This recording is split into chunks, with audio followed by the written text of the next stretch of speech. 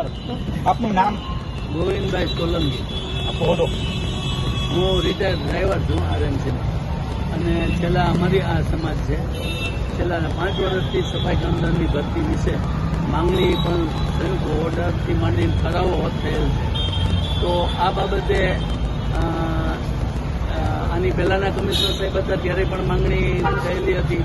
એ પછી અત્યારે સાહેબ આવે એમને કીધું કે આ વીકમાં તમારે જે કાંઈ નિર્ણય લેવાઈ જશે.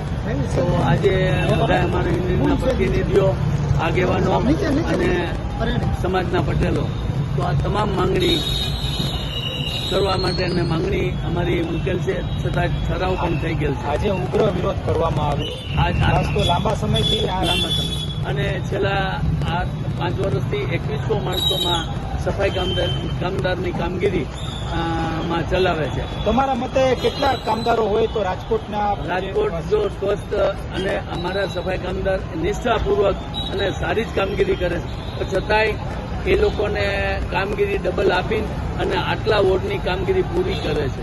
તો આજે કમસે કમ 40 લાખની અંદર 5000 સફાઈ કામદાર કર્મચારીઓ હોવા જોઈએ. તો આ બાબતે અમને સફાઈ કામદારના ભાઈઓને અન્યાય થયો છે. હવે આ બાબતે જો ખરેખર ન્યાય મળે તો 500 અને કંઈક 40 થી 60 માણસોની ભરતી કરવામાં આવે તો એના પણ ઠરાવ થયેલ છે, માંગણી પણ મૂકેલ છે. તો હવે આજે સાહેબ શું નિર્ણય લે તો અમારા યુનિયનના પ્રતિનિધિઓ મેયર સાહેબને પણ મળવા ગયા છે, કમિશનર સાહેબને પણ મળી લીધું છે.